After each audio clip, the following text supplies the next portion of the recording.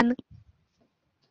Alors, aujourd'hui, le sujet du jour, c'est la systématisation. Nous allons continuer notre puzzle avec cette troisième pièce. Et Meryl va vous présenter tout cela dans un instant. N'oubliez pas que vous avez un petit chat à votre côté sur la droite dans lequel vous pouvez poser toutes vos questions et nous serons ravis d'y répondre, de répondre à toutes vos questions à l'issue de cette présentation. Bienvenue à vous et je pense, Meryl, que tu vas pouvoir commencer. Oui, tout à fait. Merci beaucoup, Anne, de ta présentation. Bonjour à toutes et à tous et merci pour votre fidélité. Je vois qu'il y a certains habitués qui sont là. Aujourd'hui, je vais vous parler de cette phase très importante qui est la systématisation. Alors, vous avez probablement déjà vu les précédents webinaires, le premier autour du puzzle de l'unité didactique, le premier d'Amandine Diogo sur la sensibilisation, le deuxième de François Renaud sur la conceptualisation. C'est aujourd'hui mon tour avec la systématisation. Et le mercredi 15 juillet, Dominique Frein vous présentera le réinvestissement. Alors, petit rappel en quelques mots de la conceptualisation pour qu'on puisse bien se situer au niveau de la systématisation. La conceptualisation, qui était la deuxième phase, est une phase dans laquelle l'apprenant a repéré les structures récurrentes du document déclencheur ou du document qu'on lui a donné à voir ensuite. Il a repéré les structures récurrentes, les outils linguistiques qu'on veut faire travailler et on a fait émerger une règle écrite qui a fini par être écrite noir sur blanc et donc là il a en tout cas les outils avancés. Maintenant cette phase de systématisation, il s'agit d'appliquer ce que l'apprenant vient normalement de comprendre. Donc les questions que doit se poser l'apprenant, c'est est-ce que j'ai compris ce qu'on vient de m'expliquer, ce que je viens de déduire, et surtout, est-ce que j'y arrive? Alors pour ça, je m'entraîne, je fais des exercices pratiques, je pratique. Quant à l'enseignant, lui, ses objectifs, c'est de faire mémoriser et de faire appliquer de manière systématique, d'où le nom de systématisation. Alors, la systématisation, c'est quoi? Je vous l'ai dit, c'est s'entraîner, c'est pratiquer. Dans quel but et comment? En fait, l'idée, ça va être de s'approprier les éléments langagiers de la situation de communication qu'on a étudié juste avant. Donc vraiment de s'approprier, de s'intégrer ces éléments en vue de pouvoir ensuite les réutiliser dans une tâche finale, donc dans une tâche de la vie professionnelle courante. Donc on se l'approprie, on fixe les structures, donc on fixe ce qui a été conceptualisé et on automatise. Et cette roue, c'est volontairement une roue parce que ça s'auto-alimente. Enfin, ça s'entre-alimente. Je ne sais pas quel serait le terme exact. Parce que il n'y a pas de sens entre ces trois éléments. Ces trois éléments sont constitutifs de la systématisation. Ils sont essentiels. Ensuite, si je vais vous donner quelques petites astuces pour préparer votre étape de systématisation.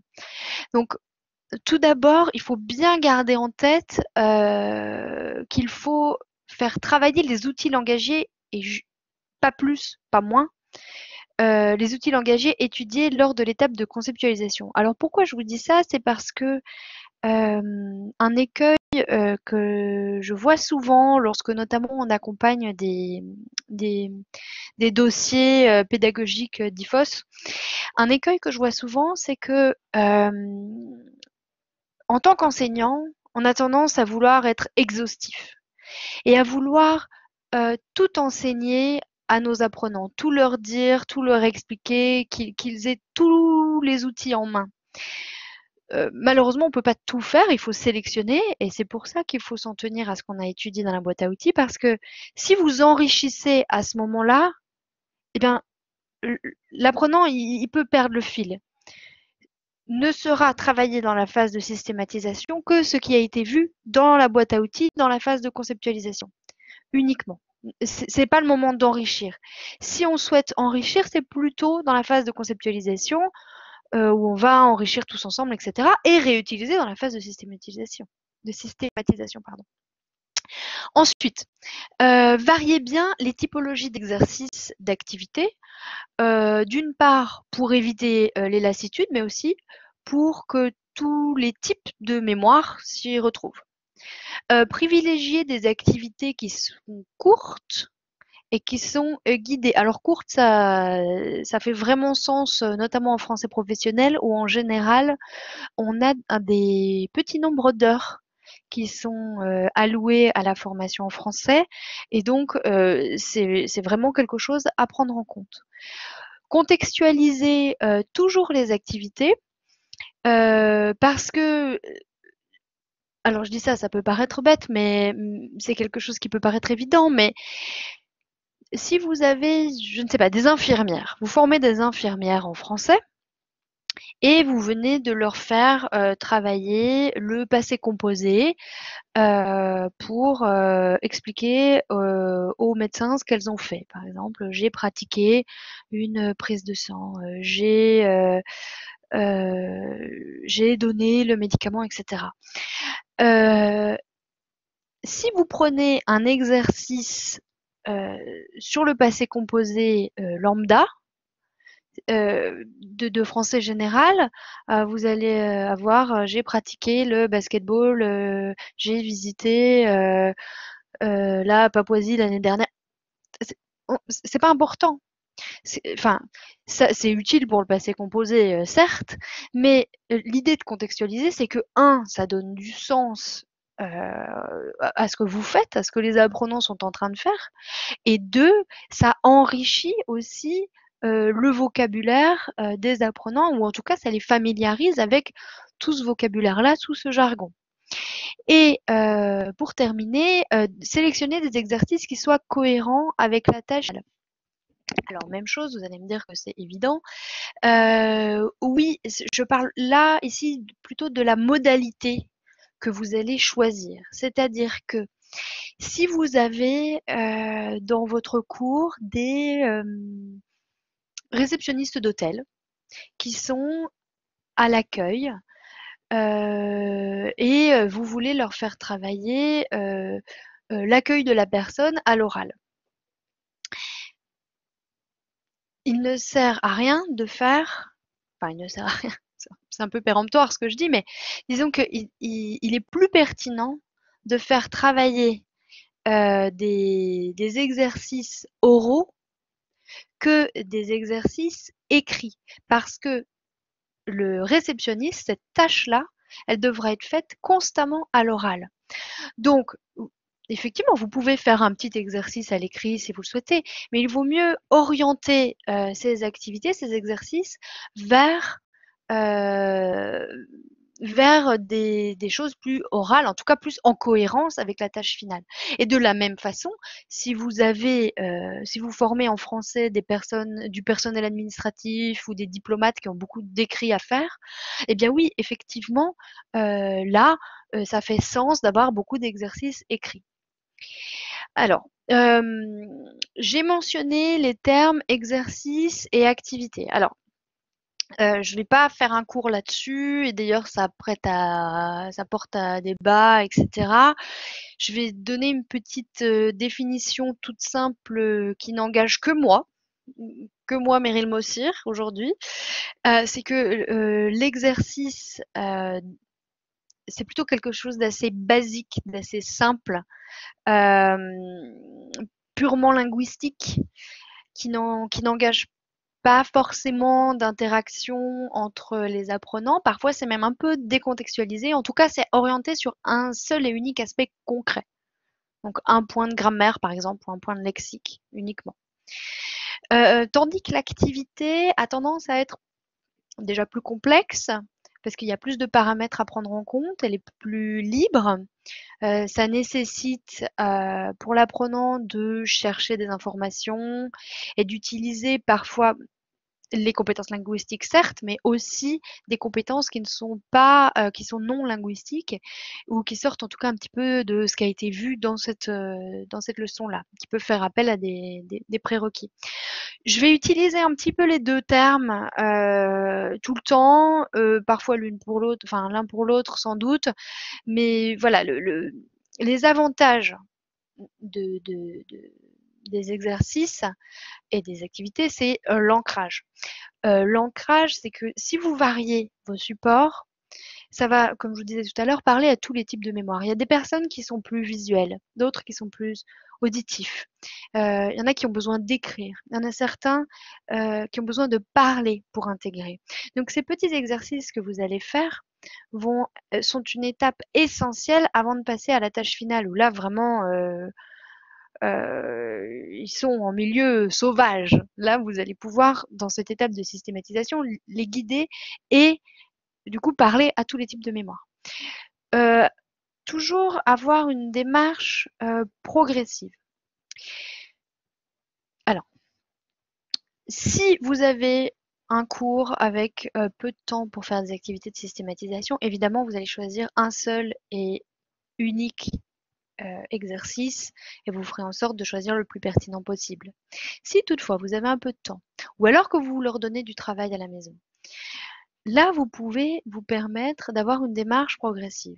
C'est-à-dire que vous allez proposer plusieurs activités en allant du plus guidé vers le plus libre, en allant aussi du plus court vers le plus long. Et de cette façon, ils vont pouvoir s'approprier les contenus plus facilement et automatiser plus facilement. Alors les limites de ça, c'est qu'on a tendance, en tant qu'enseignant, parfois à prendre des éléments trop isolés de la langue.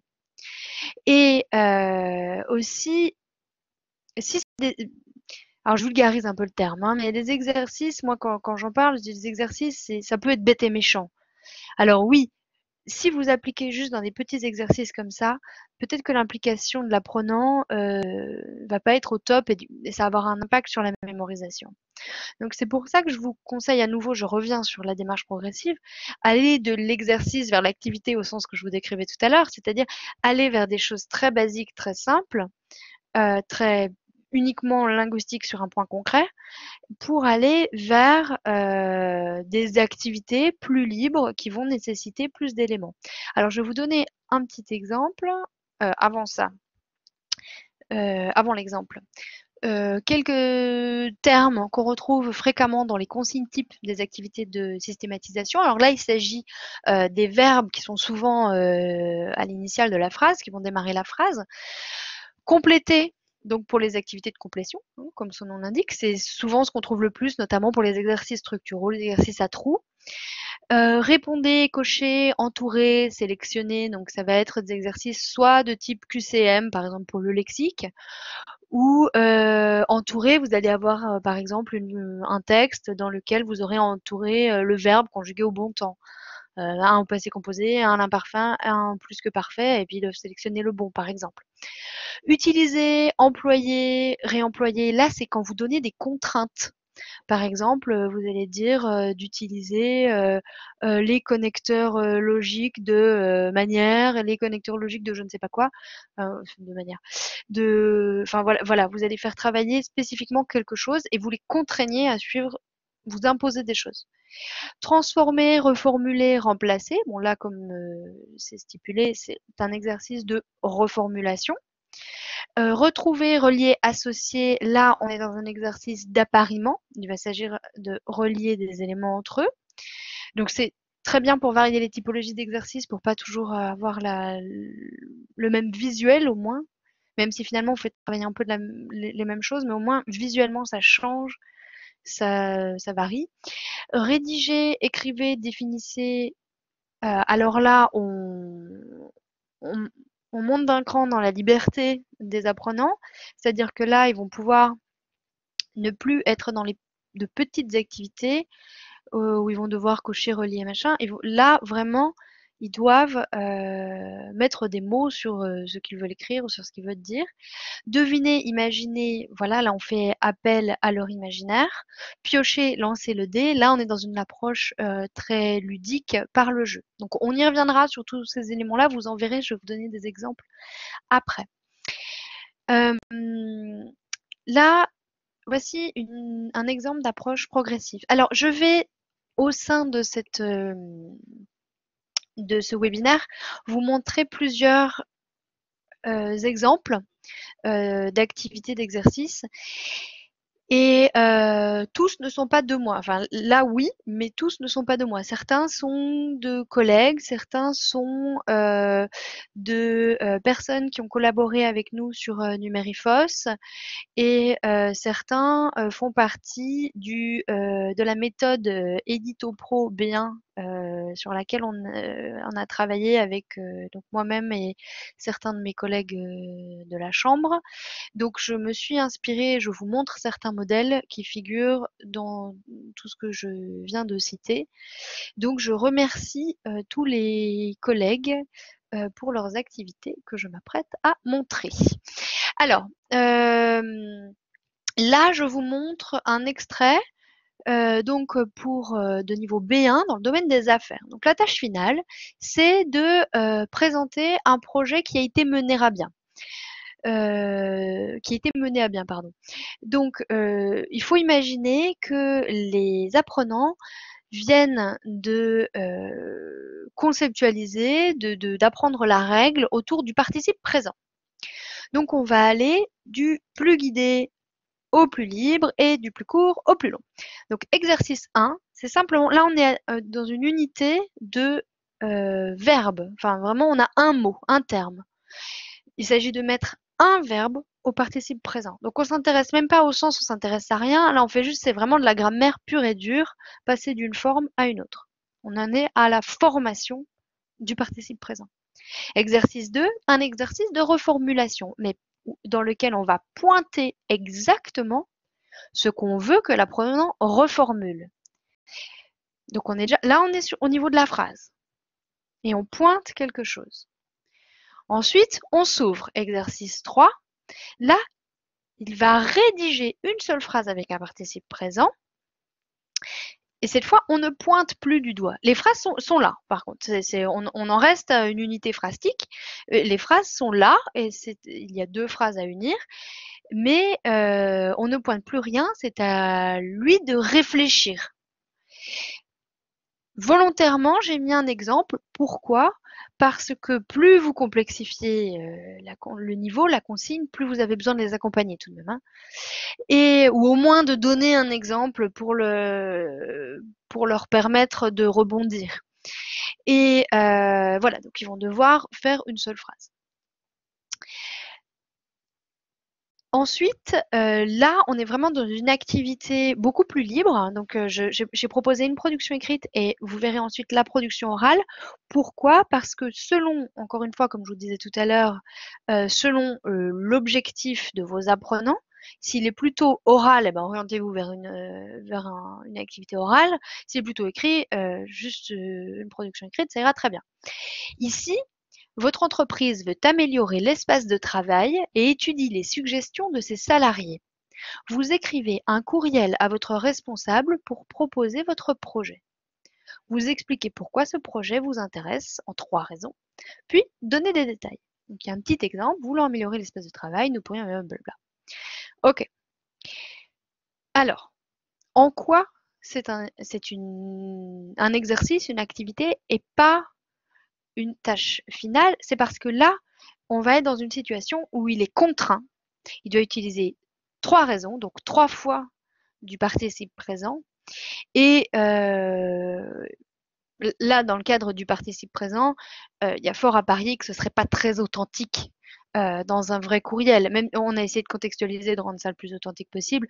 Néanmoins, il est quand même peu probable que dans une production d'un candidat, enfin d'une personne native, vous ayez 3 participes présents qui se succèdent. Et c'est en ça qu'on reste dans la partie de systématisation, c'est que là, on force à mettre du participe présent ici. Voilà. Mais dans un contexte plus libre, ça va être à lui d'imaginer comment il veut le mettre, pourquoi il veut le mettre, quelle est sa raison, quel est son thème, etc. Et du coup, d'une production à l'autre, vous n'aurez pas la même chose. Vous aurez des productions différentes et ça vaudra la peine, pourquoi pas, avec l'accord des apprenants, d'en montrer certaines pour varier un petit peu et que vous n'ayez pas seulement cet exemple-là. Et ça va permettre d'enrichir aussi leur vocabulaire, d'aller plus loin, de réfléchir à vraiment l'usage qu'ils peuvent en faire eux. Et à l'oral, ici, je vous propose une activité. Donc, le thème est de présenter un projet qui a été mené à bien. Vous avez fait partie d'un projet important dans votre entreprise. En vous aidant du dessin ci-contre, vous exposez à votre direction les raisons du bon déroulement de ce projet. Votre voisine joue le rôle de votre directrice. Et donc là, sur le dessin, vous voyez, il y a l'idée, il y a probablement les données, la cible, le délai et la communication qui en a été faite peut-être. C'est ce qui est bien aussi avec le dessin, c'est que ça peut s'interpréter de façon différente et donc vous pouvez avoir des productions qui sont sensiblement différentes, ça c'est chouette. Et donc voilà, là on va encourager un dialogue en binôme. Et c'est très bien aussi de le faire à l'oral pour que les apprenants comprennent qu'ils peuvent totalement l'utiliser à l'oral. Parce qu'il y a quand même une discrimination d'ordre général des interactions, des productions orales lorsqu'on réalise des activités de grammaire ou des activités de lexique. Or, c'est très important et les élèves apprécient grandement et en ont besoin. Enfin, encore une fois, si c'est cohérent avec leur objectif. Alors, je vais maintenant vous donner quelques exemples de différents types d'activités écrites. Alors, ce que je vais vous montrer n'a rien de révolutionnaire, hein, je vais juste vous montrer 4 différents types d'activités écrites et 4 différents types d'activités orales pour que vous puissiez voir un petit peu ce qui se fait et voilà. Alors, le grand classique, l'exercice à trous. Donc là, on est dans le domaine de la santé, décrire le traitement d'un patient. Donc vous voyez, tout est contextualisé. Et ici, il s'agit de compléter les phrases avec parce que, pour ou pour que. Donc très simple. Et c'est souvent celui qu'on retrouve le plus. Mais pour ne pas lasser, si vous avez tout de même besoin de faire un exercice à trous, il y a d'autres choses qui sont possibles. Vous pouvez faire un exercice à trous sous forme de tableau. Donc là, on est en affaires, découvrir les besoins d'un client. On a souvent ça, même en FLE, hein, comment poser des questions de façon différente. Là, vous avez un tableau avec les phrases en noir qui sont les phrases déjà renseignées. Ça va être aux apprenants de se dire, ah oui, d'accord, alors donc dans cette colonne-là, j'ai tel type de phrase, dans l'autre, j'ai tel type.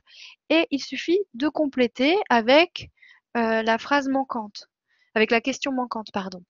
Et ça leur permet de varier à l'écrit. Et cet exercice peut totalement être fait à l'oral. Et il s'y prêterait très très bien. Voire même encore plus. Mais c'est pour vous montrer la typologie d'exercice. Vous pouvez faire sous forme de tableau. Ensuite, vous pouvez également faire un exercice de type qui suis-je. Alors ça marche très bien à l'écrit et à l'oral. Là, dans le domaine du tourisme, par exemple, il s'agit de décrire un site industriel. Donc, retrouver le mot correspondant à la définition. Donc, les éléments en rouge, c'est la correction. Donc, ils ne l'ont pas. Hein. Ils vont avoir juste la première phrase. Je suis un métal gris et malléable. Le fer. Etc. Donc, ça, c'est pour décrire un site industriel. Hein, donc, c'est très spécialisé. Mais ça se fait aussi oralement. Vous pouvez totalement prendre le fer, la mosaïque, le métal, la glaçure, la céramique, la brique, l'acier. Vous en faites un petit papier. Ça peut prendre 1 minute à faire en classe. Vous les écrivez, vous les découpez, vous en donnez un à chacun. Il rédige sa petite définition et après il le dit à la classe et les autres membres du groupe classe doivent trouver ce qui a été défini. Ça marche aussi très bien de cette façon-là. Pour terminer avec la typologie d'activité écrite, quelque chose qui fonctionne très bien et qui varie aussi, qui apporte un petit côté ludique, c'est la grille de mots croisés. Alors, la grille de mots croisés, il existe des générateurs sur Internet. Vous écrivez dans Google générateur de mots croisés et vous avez juste à rentrer votre définition, votre mot, et ça se fait tout seul. Ce n'est pas à vous de réfléchir à où vous allez mettre le mot numéro 9 qui va croiser avec le 10, etc. Parce que j'ai déjà vu certains de mes collègues avant bidouiller des tableaux Excel, etc. C'était horrible, ça prenait un temps fou. Faites un générateur de mots croisés, c'est formidable, et vous avez un rendu qui ressemble à ça, et c'est très bien. Là, on a pris le domaine scientifique et technique. C'est une activité de lexique d'écrire un laboratoire scientifique. On a une définition, il faut retrouver le mot. Vous pouvez le faire aussi sous forme d'un tableau d'appariement. Ça pourrait très bien être comme ça, la définition d'un côté, le mot de l'autre, et on relie. Mais le mot croisé varie aussi le type d'activité. Maintenant, je vais passer aux activités orales. Donc, je vais vous présenter quatre activités.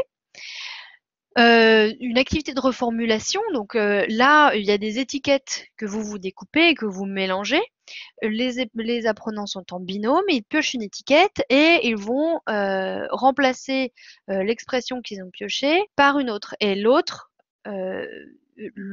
apprenant du binôme valide ou invalide. Ils font leur correction par paire et c'est du coup le second apprenant qui prend le papier suivant, etc. Et là, il s'agit de phrases types, donc c'est d'ordre lexical et discursif ici, pour négocier un devis en affaires. Donc vous voyez, on peut même faire ce genre d'activité, d'exercice sur des points discursifs. Autre exemple, un exemple de tabou. Donc vous mettez des étudiants par équipe et il faut en faire plus que ça. Là, je vous en ai mis 3 pour que vous voyez bien, mais il faudrait en faire une quinzaine. Et ils sont par équipe et ils doivent faire deviner à leur équipe le plus vite possible l'image, mais en n'utilisant pas les mots en dessous. Donc, ils vont devoir dire, par exemple, elle porte une tenue printanière, etc. Donc, des termes qu'ils auront appris lors de la conceptualisation. Donc là, par exemple, ça portait sur beaucoup d'adjectifs, de couleurs, etc., de la description physique. Donc, c'est pas mal pour aller vers décrire un style. Donc, c'est évidemment ici dans le domaine de la mode. Ensuite, alors je vais de plus en plus vers le jeu, hein. Un jeu de hasard, une roulette. Alors, je vous l'ai mis en 3 parties parce que c'est 3 roulettes qui s'imbriquent les unes avec les autres via une attache parisienne, pardon. Vous découpez les roulettes, vous mettez la plus petite devant, la moyenne en dessous et la plus grosse en dessous. Votre petite attache parisienne et hop hop hop, un apprenant tourne la roue et il montre ce qui s'aligne et il dit voilà, tu me fais une phrase avec ça. Donc c'est de l'activité orale sous contrainte, mais où vous aurez fait travailler ce qui est dans votre boîte à outils. Là, par exemple, il s'agit, ce qu'on voit, ah pardon, vous ne voyez pas ce que je pointe. Ici, il s'agit des indicateurs de temps. Et sur cette page-là, on a des verbes liés au bilan et aux perspectives, puisque c'est une fiche en affaires autour du bilan et des perspectives. Donc là, vous voyez tout ça, et donc il faut qu'ils croisent ces 3 éléments, et ça les fait réagir, et c'est une activité qui fonctionne très bien. Pour terminer avec les activités orales, ça c'est une activité de jeu de loi. Alors j'ai mis domaine professionnel parce que oui, cette activité, elle fonctionne pour tous les domaines. Enfin là, celle que je vous présente, en l'occurrence, que ce soit les relations internationales, la santé, la cuisine, enfin ce que vous voulez, puisqu'il s'agit de parler de son parcours.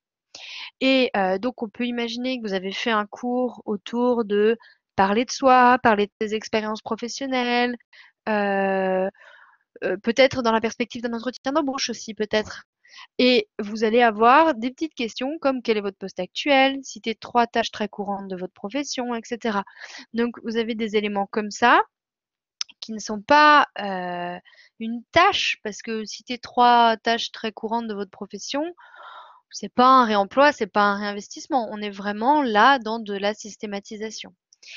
Et je rajoute un petit élément moi, alors je vais couper pour que vous me voyez.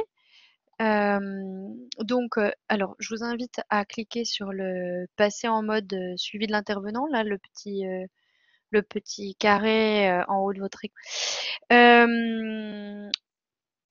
Je vous donne un exemple de quelque chose que j'avais fait avec des apprenants, diplomates de niveau A. Parce que souvent on a tendance à penser que, le professionnel doit commencer en niveau B, ce qui est faux. Parce qu'on peut avoir des personnes, je donne un exemple, par exemple en français de la cuisine, des personnes qui maîtrisent du lexique, du vocabulaire de la cuisine que je ne maîtriserai jamais, alors qu'ils sont A1, voire même parfois infra A1 à l'écrit, etc. Enfin voilà. Et donc, vous allez avoir des choses à leur apprendre dès le niveau A. Et moi, je me souviens d'un diplomate qui avait besoin de savoir décrire des choses, des personnes, etc. Donc, on avait dit, OK, il était en niveau A1. Donc, on avait dit, on va décrire des personnes. J'ai pris un exercice que je faisais en français général et qui fonctionnait bien. C'est-à-dire, j'ai fait un qui est. Et d'habitude, je le fais avec des célébrités, Beyoncé, Nicole Kidman, enfin voilà, en français général. Mais en français pro, j'ai adapté simplement cette activité et j'ai fait un petit qui est, mais version diplomatie. Et ben, par exemple, donc on piochait, donc on avait nos petites cartes sur la table. On avait notre fiche. Alors, soit vous la projetez au tableau si vous avez les moyens matériels, soit vous l'avez sur votre table. Petite fiche sur la table pour qu'on sache qui était dans le panel. Et on prenait notre petite carte. Et alors les miennes sont plastifiées parce que en général vous les utilisez une fois, ils écrivent dessus, ils les tordent, ils les croquent. Bref, donc je les ai plastifiées et donc il piochait une carte et par exemple il disait bah voilà cette personne est blonde, elle a les cheveux courts, elle a les yeux bleus, enfin ou soit comme ça, soit est-ce que c'est une femme, est-ce qu'elle est blonde, est-ce qu'elle est brune, enfin voilà, jusqu'à ce que l'autre personne trouve et dise c'est Angela Merkel. Et j'en avais tout un tas comme ça, avec tous mes petits hommes politiques ou en tout cas personnes de l'actualité très importantes. Et j'en glissais parce que ça m'amusait bien. J'en glissais un qui n'avait rien à voir, par exemple. Donc là, c'est Michael Jackson. Mais ça m'amusait toujours d'en glisser un qui n'avait rien à voir. Mais c'est pour vous dire, pourquoi je vous raconte ça? Parce que ce que je veux dire par là, c'est que si vous avez des activités qui fonctionnent bien, en français général, en tout cas la modalité d'apprentissage que vous utilisez, si l'activité est sympa et peut aussi être ludique, parce que c'est pas parce qu'on est en français pro que ça a besoin d'être tout le temps être sérieux, etc. Ça peut aussi être un peu fun. Si vous avez quelque chose qui marche bien, eh bien gardez la modalité et changez le contexte, changez l'activité de façon à ce qu'elle rentre dans le domaine que vous faites étudier et évidemment, elles sont en cohérence avec l'outil linguistique travaillé. Mais voilà, vous n'avez pas à réinventer la poudre et à être super créatif sur l'activité de systématisation que vous allez faire. Il y en a des tonnes qui ont été créées dans des manuels, dans des livres spécialisés. Donc, n'hésitez pas à les utiliser, mais à les adapter à votre contexte. Alors, je vais repartager juste la dernière slide parce que j'en ai terminé. Je vous ai présenté encore une fois plein d'exemples qui ne sont, ça n'est absolument pas exhaustif, c'est juste des morceaux choisis que j'ai voulu partager avec vous. Et voilà, en tout cas, je vous remercie d'avoir suivi ce webinaire. J'espère que ça vous a apporté plein de choses. Et je laisse Anne revenir avec moi pour prendre la suite si vous avez des questions. Merci Meryl, merci beaucoup, c'était formidable. Ça donne envie de jouer, hein, vraiment. Je N'est-ce suis pas? sûre que tous les enseignants qui sont là vont se précipiter sur les magazines pour découper des petites photos et commencer à travailler, à faire deviner. C'est très, très, très chouette. Merci beaucoup. Alors, nous avons quelques questions. Quelques questions. Alors, une question de Claude. Question tangentielle. Est-ce que vous avez une leçon sur les types de mémoire et les différentes manières d'apprendre? J'aimerais être sûre que varier mes activités pour inclure toutes les formes individuelles d'apprentissage. Merci. Alors, je n'ai pas de leçons rédigées à ce propos. Il y en a des tonnes sur Internet, vous en trouverez beaucoup. Si vous tapez simplement différents types de mémoire dans Google, vous allez en trouver. Mais ce qu'il faut retenir de ce que j'ai dit à ce propos-là, c'est que chaque individu est différent et je sais que par exemple, moi j'ai besoin d'écrire les choses pour les retenir.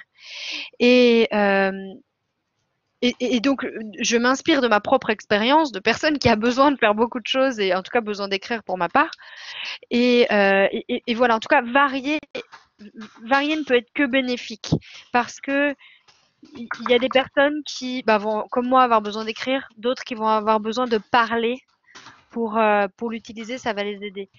Et donc, sur le fait de varier, oui, essayez de varier le plus possible. Après, je pense que si vous voulez un cours noir sur blanc, vous en trouverez sur Internet. J'espère avoir répondu à votre question. Très bien, merci Meryl. Alors maintenant, j'ai une question de Marie. Que pensez-vous des exercices oraux de systématisation qu'on appelait drill dans les années 90 ou de type ping-pong par exemple pour la place des pronoms personnels directs et indirects? L'apprenant doit répondre oui ou non à des questions comme avez-vous envoyé des mails aux clients? Oui, je les ai envoyés, etc. Alors, que penses-tu de ces formes Moi, d'exercices? je les utilise personnellement, notamment pour les pronoms évidemment, mais pour les doubles pronoms encore plus, parce que c'est très difficile. Alors, les pronoms, on peut essayer de trouver plein d'activités. Je pense que vous avez déjà trouvé sur Internet le dé des pronoms ou des choses comme ça. Il y a plein de petites choses qui se font.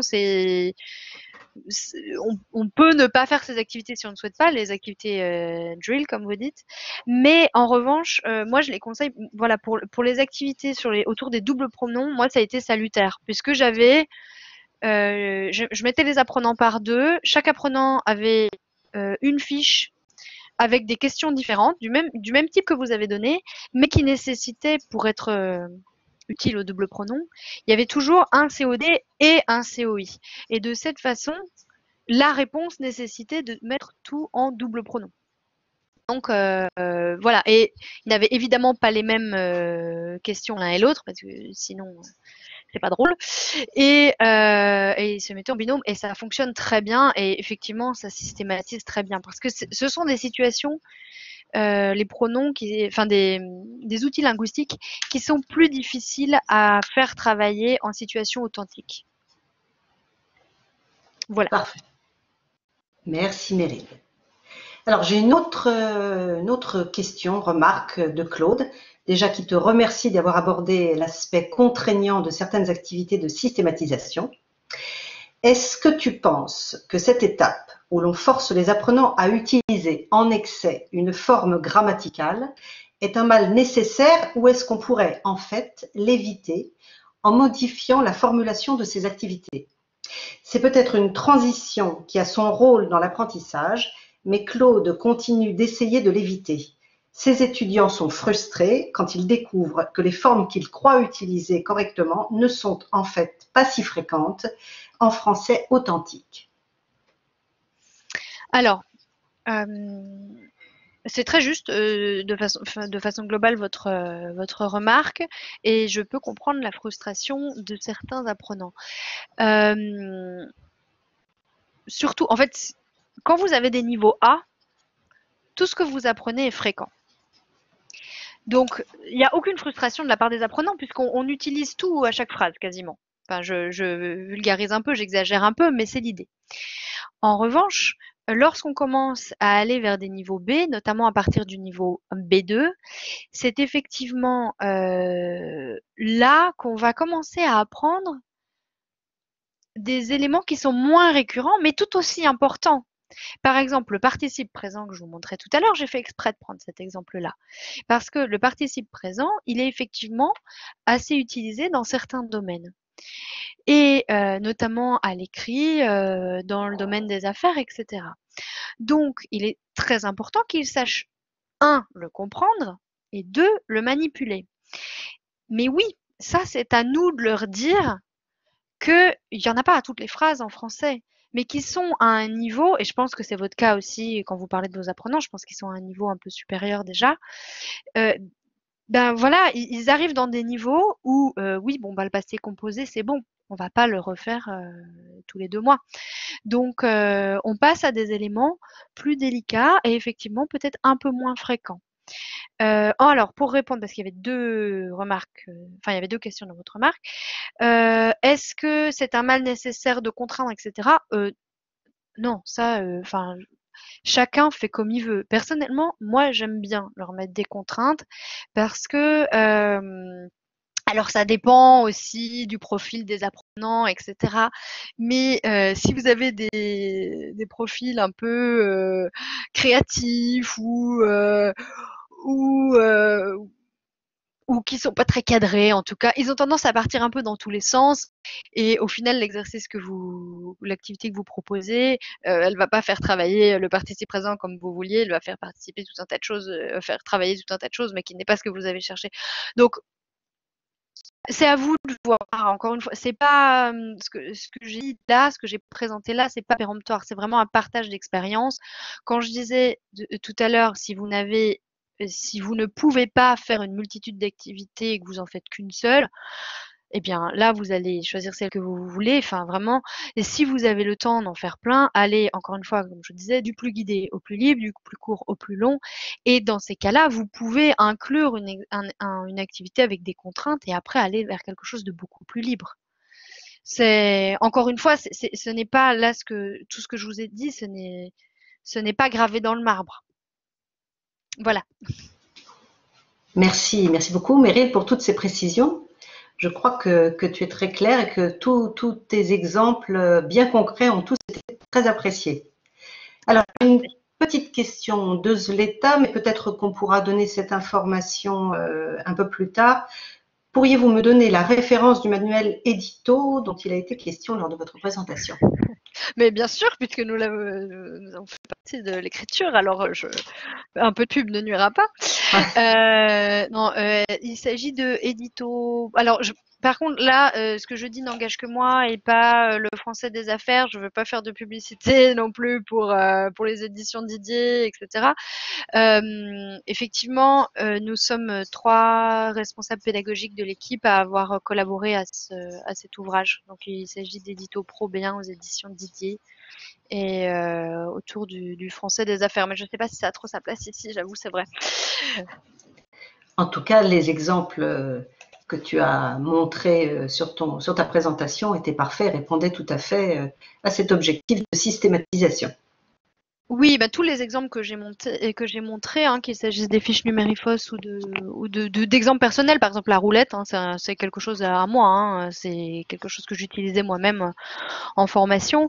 Tout ça est toujours tourné vers l'axe professionnel et vers l'objectif qu'on veut atteindre. C'est ça qui est important.